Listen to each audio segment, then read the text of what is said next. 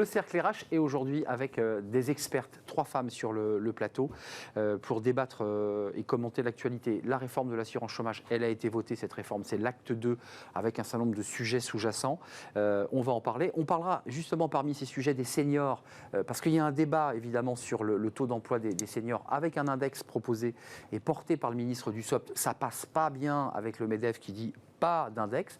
On fera le point bien sûr, puis avec un sujet un peu plus léger mais qui dit pas mal de choses de l'évolution de l'entreprise, c'est la présence pour les agents de la ville de Paris, d'autres villes l'ont déjà fait et expérimenté, des animaux de compagnie.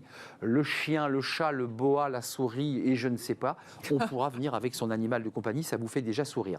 Marine Balançard est avec nous. Bonjour Marine, ravie de vous accueillir, directrice générale d'Ariséal, vous travaillez sur la prise de décision, vous accompagnez les managers.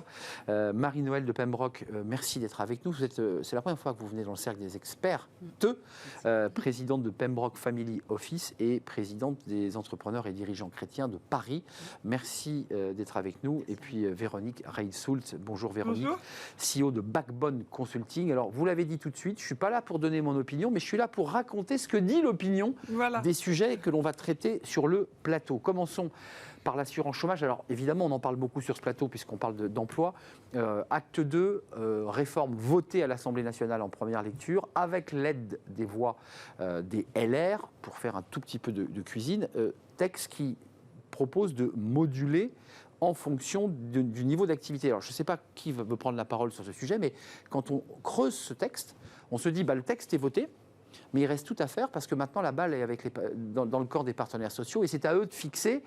Est-ce que vous y avez compris quelque chose à cette réforme ? Alors, moi, ce que j'entends de cette réforme, c'est qu'elle a vocation à restaurer un plein emploi, si on peut avoir cet objectif-là dans la société.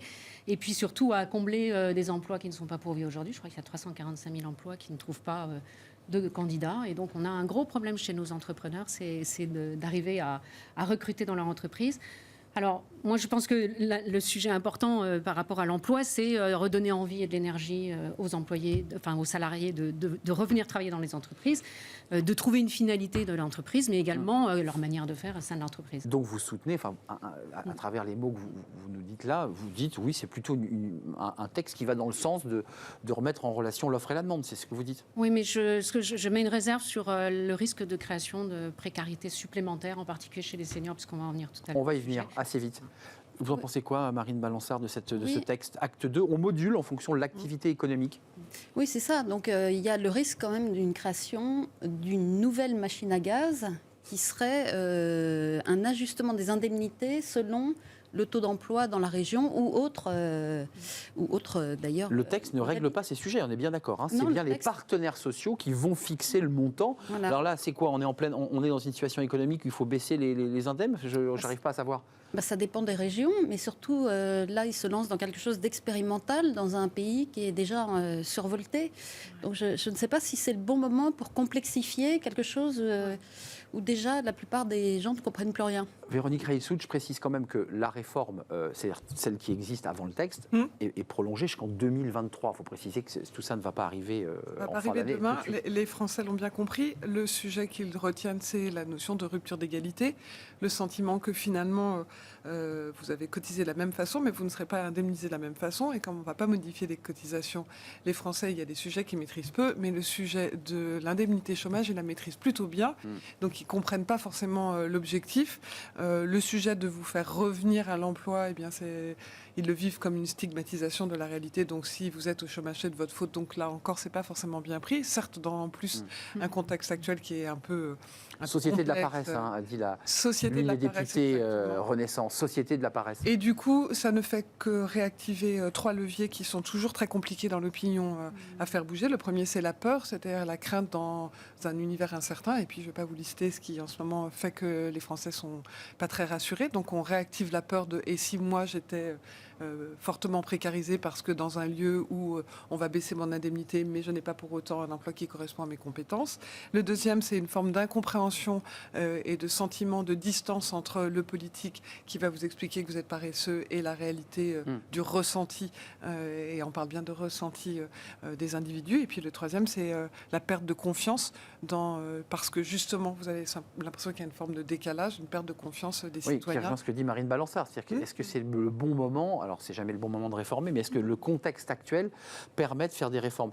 Juste d'un mot, parce que je voudrais qu'on parle des seniors, le sujet est intimement lié à ce débat de l'assurance chômage. La question des seniors, ça fait 20 ans que ce sujet est posé sur la table, de se dire on a un sujet sur les seniors. Notre taux d'emploi, même s'il a progressé, reste faible. Je me tourne vers vous, parce que c'est vous que j'avais interrogé. Il y a deux sujets, verre à moitié vide, verre à moitié plein. Les entreprises se délestent de leurs seniors très tôt, de plus en plus tôt. Et au même moment, on nous dit il faut que les seniors travaillent plus longtemps. Comment on résout cette quadrature? Alors, quand on aborde la question du travail des seniors, je pense qu'elle est indissociable du travail de l'intergénérationnel. Aux EDC, on travaille beaucoup ce sujet de la position des seniors dans l'entreprise et de leur collaboration avec les jeunes. Au sein des entreprises familiales aussi, lorsqu'on travaille la transmission, on est vraiment au cœur de ces sujets-là. On voit la pré-retraite et son installation dans les entreprises a vraiment mis et vidé. C'est vrai. Non, mais la pré-retraite a été, je pense, l'angoisse vraiment... absolue. Mais je oui. pars en pré-retraite. Mais oui, mais ça veut dire très tôt. Ça veut dire que c'est des personnes qui sont encore en pleine capacité et qui se retrouvent... L'entreprise se retrouve vidée de ses compétences, qui sont à la fois des compétences techniques et des compétences comportementales. C'est l'entreprise qui prend la décision, on est d'accord. Alors, Elle fait le choix de se séparer d'un cadre. Oui, Non, c'est-à-dire que, en fait, le départ à la retraite reste encore à la main du salarié. Mais on est dans des environnements professionnels où petit à petit, on pousse quand même à devoir se retirer de l'entreprise. Et je suis intimement convaincue que lorsque vous offrez de la formation à des seniors, et pas que pour rester alerte dans le métier, on en revient à la des compétence. Formations qui peuvent être en team building, où ils vivent et ils travaillent ensemble avec les jeunes, et ils rient ensemble avec les jeunes, ça crée... Vous en pensez quoi, Marine Balançard? C'est un vrai serpent de mer dans l'actualité autour des questions de chômage. Là, on a le sentiment qu'il se passe quelque chose, que le gouvernement se dit on ne peut pas laisser les choses en l'état. La NDRH, quelques initiatives de juristes. Et puis Olivier Dussopt qui dit nous, on va créer des index. En un mot, on va créer des quotas. Et là, ça bug. Mais pourquoi pas créer des quotas? Mais je rappelle que la définition de l'INSEE de seniors, c'est plus de 50 ans. Et des plus de 50 ans en France, il y en a 27 millions. Donc déjà, eux, ils sont stigmatisés par l'INSEE. C'est-à-dire que la France se représente des plus de 50 ans comme étant seniors. Alors que quand on demande à quelqu'un personnellement à partir de quand on se sent un peu plus âgé, ils disent plutôt 60 ans. Et l'assurance maladie, quand elle fait des pictogrammes pour les vaccins, elle représente 60 ans et plus avec une canne et une personne pliée en deux. En disant, vous êtes éligible pour le vaccin. Il y a un problème aussi de sociologie, de culture quand même sur cette question. Donc la représentation du senior ou de la senior, parce que c'est encore pire pour les femmes, parce que les femmes, elles croisent, enfin elles sont... Non, mais au-delà de l'aspect, je dirais, culturel, sociologique, il y a un débat de droit. C'est concrètement, est-ce qu'on oblige l'entreprise à avoir un quota, parce qu'il y a un débat sur l'égalité femmes-hommes, ça c'est les indices pénicaux et les index pénicaux. Et là, on est en train de nous dire, il faut aussi un index senior, c'est-à-dire il faut que vous ayez dans une entreprise de plus de 1000 salariés, 25% de plus de 40. Est-ce qu'on doit en arriver là ? Mais moi, je l'ai déjà dit, mais je le répétais, les femmes n'ont pas envie d'être des quotas et les femmes seniors n'ont pas envie d'être le double quota pour faire plaisir au ministre. Les seniors... Oui, c'est un double index. En fait, c'est vrai. Oui. Et donc, on se recroise... En fait, depuis quand même la crise du Covid, les seniors sont plus considérés et il n'y a pas exactement la même vision parce que de toute façon, il n'y a plus de jeunes, il y a une forte baisse de la natalité, ça ne fait que s'amplifier en Europe. Donc on va en avoir besoin. Donc il y a une réhabilitation des seniors. Et voilà, mais les quotas, non. L'opinion, qu'est-ce qu'elle en dit? Parce que l'opinion, c'est les seniors. Alors aussi. malheureusement, la réhabilitation des seniors, juste aimé que ce soit vrai, mais non. Aux sorties du Covid, au contraire, ils sont encore plus stigmatisés. Nous sommes sacrifiés pour eux. Nous avons été enfermés 1 an et demi pour eux. Donc voilà, qu'est-ce qu'un senior? Vous avez raison, c'est la question que les uns et les autres posent à chaque fois, parce qu'on est toujours le senior de quelqu'un ou le junior d'un autre. Ou le senior d'un autre. Donc oui, on aimerait que s'il soit moins stigmatisé, mais ça n'est pas le cas. Il suffit que vous regardiez ce que les gens disent, par exemple, sur la pénurie d'essence. C'est en grande partie la cause des vieux, par exemple. Donc, c'est pas si simple que ça. Ils sont le réceptacle de nos mots, parce que oui, c'est-à-dire qu'en fait, ils ont piqué la caisse des retraites. Oui, c'est ça. On l'a entendu ça pendant la réforme. Donc, en fait, est-ce qu'un quota ou un index ferait changer les mentalités? Sans doute pas. C'est peut-être un moyen, pourquoi pas. Globalement, ce que l'on voit dans l'opinion, c'est que les gens sont assez d'accord avec vous sur un point qui est, c'est plutôt la vision de l'entreprise qui doit changé que la posture des seniors, parce qu'en fait, on voit bien que ça a été reçu comme ça dans l'opinion. C'est donc la faute des seniors, c'est non pas d'emploi. Et fondamentalement, c'est un sujet entre la différence entre l'expérience et la connaissance. Nous vivons dans un monde où la connaissance est souvent liée à la jeunesse parce que les choses bougent vite, parce que connaître l'accès aux formations et c'est pas parce aux que vous n'avez compétences. pas la connaissance du dernier outil que votre expérience n'est pas Clairement. indispensable à la connaissance. Donc on peut l'appeler apprentissage, accompagnement, compagnonnage. On peut l'appeler aussi changement culturel dans le prisme pour évaluer un individu. Et la notion de l'expérience, elle est importante. Et c'est peut-être le seul index ou quota sur lequel et les jeunes et les moins jeunes sont d'accord, et les entreprises et les individus sont d'accord. Argument du MEDEF pour clore, parce que je ne veux pas qu'on oublie les chiens, chats, souris, hamsters et boas qu'on pourra amener évidemment dans son bureau à la ville de Paris, qui est un sujet qui a été voté au Conseil de Paris, c'est un sujet sérieux dont on va parler, mais le MEDEF dit... Autant il y a des choses très claires sur la discrimination, puisqu'on utilise beaucoup la discrimination des seniors. C'est clair pour l'égalité hommes-femmes, il y a des discriminations claires. Autant c'est plus compliqué, même dans l'opinion, et là je me tourne aussi vers Véronique, pour définir les discriminations que subiraient les seniors. Ils sont discriminés ou pas? Parce qu'il faut bien partir d'un diagnostic. Bon, Oui. moi là-dessus, Oui. quand vous voyez les chasseurs, il n'y a pas un chasseur qui regarde un CV au-delà de 55 ans. Hein. Alors, Terrible. il y a quelques chasseurs peut-être qui sortent. Sauf dans le mais- management de transition, peut-être, on en a besoin pour des missions courtes. Alors, management de transition, et puis il y a aussi il y a des structures comme Expert Connect qui travaillent aussi Exact. sur l'emploi des seniors et comment est-ce qu'ils peuvent apporter une contribution. Donc Et moi, ce qui automatiquement, les m'importe- chasseurs, ils les éliminent. 55, hop, poubelle. C'est d'autres fonctions. Ils vont dans des conseils d'administration, ils sont effectivement managers de transition, consultants. Mais ça reste précaire hein, sur cette période 50-65 ans. Enfin, je ne veux pas ouvrir le débat puisqu'on n'a plus Mais- le temps, mais vous avez vu qu'Édouard Philippe, dans le Parisien, évoque quand même, au-delà de l'idée des 65 ans, puisque globalement, on est sur une réforme allant jusqu'à 64,5, 65, lui, il dit qu'il faut aller jusqu'à 67. Enfin, de toute là, façon, quand vous regardez en Europe, l'Europe du Nord, le taux d'emploi des seniors est incroyable.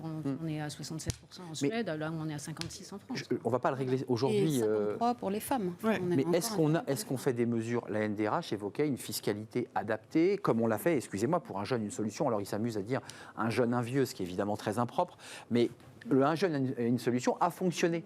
Est-ce qu'on invente un dispositif? Est-ce qu'on invente quelque chose? Non, vous n'y croyez pas? Mais non, mais en fait, plus personne ne cotise à rien. En fait, tout le monde est exonéré de charges pour les apprentis, pour les jeunes, pour les ceci, les cela. Et en fait, je pense qu'il n'y a plus que... Et le déficit se creuse. Voilà. Non, mais c'est une Donc, question, puis on est plus dans une question de relation et de confiance, de relation dans l'entreprise. En fait, aujourd'hui, il y a toute une tranche d'âge qui n'existe plus. Il y a les jeunes et il y a les vieux qu'on est en train tranquillement d'accompagner vers la sortie. Donc le sujet n'est clairement pas réglé. Plutôt chien, plutôt chat, si vous deviez aller au travail, Marine Balançard? je sais pas, c'est 30 millions d'amis à la mairie de Paris. C'est ça, c'est 30... ce que Ouais. vous avez l'air de dire. C'est un peu ça, c'est 30 millions d'amis à la ville de Paris. Bon, Ça, oui. ça vous laisse totalement indifférent? Non, ce pas sujet. du tout, parce que les Français sont en très mauvaise santé mentale par rapport au reste de l'Europe. Et ça, c'est vraiment inquiétant. Il y a quand même beaucoup plus de burn-out en entreprise, énormément d'anxiété, énormément d'arrêts de travail. 4 salariés sur 10 est arrêté par an, en fait, pour troubles Et c'est un psychiques. coût. Donc, c'est... L'animal tout est bon à prendre. peut effectivement être un... Bah, enfin, si je on veux dire, arrive- Thérapeutique, hein, Ouais. on le voit bien. C'est thérapeutique. Oui, il y a un enfin, travail qui est fait. Aux États-Unis, ils ont fait le test. Oui, aussi, ils ont vécu. c'est plutôt entreprise. bien accueilli. Après, vous avez toujours des petits débats parce que le jour où l'opinion sera non, mais ça, alignée sur un même ça sujet, renvoie à etc. l'idée que et ça va beaucoup plus loin que le fait d'amener son chat, son chien ou autre animal. J'imagine que c'est limité quand même les crocodiles et Non, j'imagine parce que les familial. lions et les panthères ne sont pas autorisés dans l'hôtel de ville, mais ça va quand même chercher loin sur le rapport qu'on entretient avec son travail. C'est ça que cela En dit fait, aussi. c'est là où ça a été bien accueilli, c'est que vous avez des tas d'exemples aujourd'hui au-delà de l'entreprise qui fonctionne. Vous avez tous entendu parler des chiens dans les tribunaux qui ont été beaucoup cités là autour C'est vrai. de cette actualité. En disant, bah, donc, il y a bien la preuve que la présence d'un animal peut être réconfortant, Adouci, peut être un apaise. médiateur aussi pour aider à calmer des angoisses, à faire en sorte qu'on se sente moins seul, puisque la réalité d'un burn-out, c'est aussi souvent une réalité de solitude. Après, ça pose le sujet du vivre ensemble, quand les gens sont allergiques, comment on fait, bref.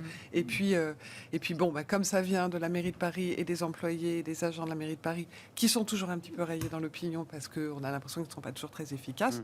On en Vous dites que profite ça pour remet une Ok, pièce un petit peu ça dans remet une l'idée pièce. que Mais en soi, l'idée un chat et un chien, et de la il faut aller le façon- promener, hein, Véronique, quand même. Le chien, il faut quand même qu'il sorte. C'est toute la blague sur les agents. Voilà, On non mais reprend c'est une blague qui est sérieuse. Hein. C'est quand on a un chien dans un bureau, il faut quand même le sortir, il faut s'en occuper. Il y a des gens qui ont peur des chiens. aboyer, enfin, voilà. aboyer, il y a ceux qui ont peur des chiens. Alors j'ai lu que d'ailleurs dans les propositions de celle qui portait le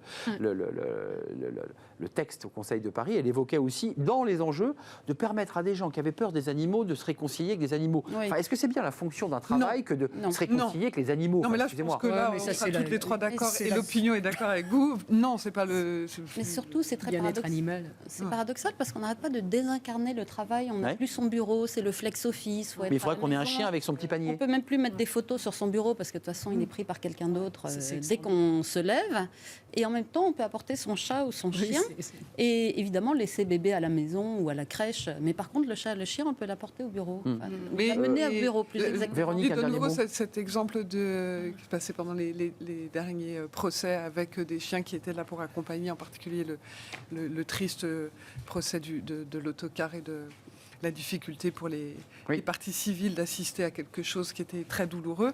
C'est une pratique qui existe dans pas mal de pays. Et donc, en fait, c'est plus dans cette approche-là que l'opinion pourrait suivre en disant, bon, s'il y a un côté peut-être pas thérapeutique, mais apaisant et créateur de liens, pourquoi pas. Après, la réalité, c'est que voilà, ils ont plus envie de recréer du lien. Michel Drucker, précision que Michel Drucker vient avec son chien pour faire son émission. Non, mais je rigole, mais vous avez remarqué que ce chien est devenu un des personnages de l'émission, c'est-à-dire qu'on joue avec ce chien, on va le caresser, le chien a un rôle dans l'émission. Mais en fait, il ne faudrait pas que ça masque un management, un management un peu violent ou Les Français sont quand même pas très très forts en management, ça fait partie de. Quoi, le chien apaiserait ou tendrait la situation? Pourrait planquer, je pense. Mais donc, ça peut générer une souffrance. Et en fait, au lieu de soigner le management ou l'organisation de l'entreprise ou de la mairie de Paris, par exemple, on leur dirait prenez votre chien, ça ira mieux. Et ça a vocation ça empêcherait de traiter. Ça a vocation à créer du lien et à ouvrir un débat autour de l'animal. En tout cas, c'est comme ça que les... Parce que je crois que le débat qui est sous-jacent porté par cette mère d'opposition, c'est qu'aussi, c'est la relation qu'on entretient avec l'animal dans tout le débat sur le parti animaliste, sur les souffrances. C'est très à la mode. Merci à vous, mesdames. C'était un vrai plaisir de partager ce moment avec vous, 3 expertes sur le plateau. Vous revenez évidemment quand vous le souhaitez et quand vous le pouvez. Merci à Marine Balançard, DG, directrice générale d'Ariséal, avec ce livre qu'on ne cite jamais assez.